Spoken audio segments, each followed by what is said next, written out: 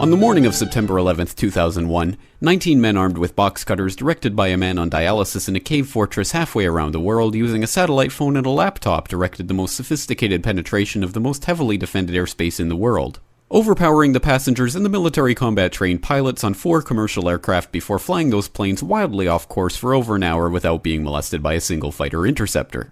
These 19 hijackers, devout religious fundamentalists who like to drink alcohol, snort cocaine, and live with pink-haired strippers, managed to knock down 3 buildings with 2 planes in New York, while in Washington a pilot who couldn't handle a single-engine Cessna was able to fly a 757 in an 8,000-foot descending 270-degree corkscrew turn to come exactly level with the ground, hitting the Pentagon in the budget analyst office where DoD staffers were working on the mystery of the $2.3 trillion that Defense Secretary Donald Rumsfeld had announced missing from the Pentagon's coffers in a press conference the day before, on September 10th, 2001.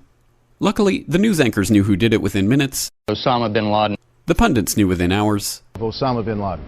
The administration knew within the day. Terrorists who committed these acts and those who harbored them. And the evidence literally fell into the FBI's lap. That a hijacker's passport was found blocks from the World Trade Center crash site, if you can believe that. But for some reason, a bunch of crazy conspiracy theorists demanded an investigation into the greatest attack on American soil in history. That investigation was delayed, underfunded, set up to fail, a conflict of interest, and a cover-up from start to finish.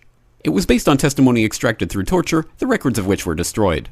It failed to mention the existence of WTC-7, Able Danger, P-TECH, Sibel Edmonds, OBL and the CIA, and the drills of hijacked aircraft being flown into buildings that were being simulated at the precise same time that those events were actually happening.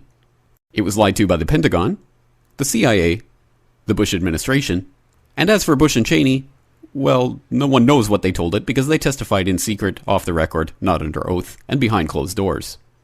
It didn't bother to look at who funded the attacks because that question is ultimately of little practical significance. Still, the 9/11 Commission did brilliantly answering all of the questions the public had, except most of the victims' family members' questions, and pinned blame on all the people responsible, although no one so much as lost their job, determining the attacks were failure of imagination. Because Nobody in our government, at least, and I don't think the prior government that could envision flying airplanes into buildings. Except the Pentagon, FEMA, NORAD, and the NRO. The DIA destroyed 2.5 terabytes of data on Able Danger, but that's okay because it probably wasn't important. The SEC destroyed their records on the investigation into the insider trading before the attacks, but that's okay because destroying the records of the largest investigation in SEC history is just part of routine record keeping. NIST has classified the data that they used for their model of WTC-7's collapse, but that's okay because knowing how they made their model of the collapse would jeopardize public safety. The FBI has argued that all material related to their investigation of 9/11 should be kept secret from the public, but that's okay because the FBI probably has nothing to hide.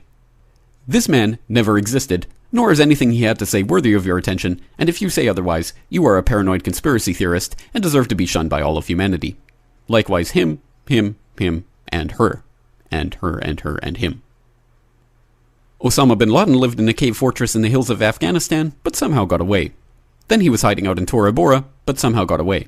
Then he lived in Abbottabad for years, taunting the most comprehensive intelligence dragnet employing the most sophisticated technology in the history of the world for a decade, releasing video after video with complete impunity and getting younger and younger as he did so, before finally being found in a daring SEAL team raid which wasn't recorded on video, in which he didn't resist or use his wife as a human shield, and in which these crack special forces operatives panicked and killed this unarmed man, supposedly the best source of intelligence about those dastardly terrorists on the entire planet. Then they dumped his body in the ocean before telling anyone about it. Then a couple dozen of that team's members died in a helicopter crash in Afghanistan. This is the story of 9/11, brought to you by the media which told you the hard truths about his head could be seen to move violently forward. And they took the babies out of the incubators. And mobile production facilities. And the rescue of Jessica Lynch.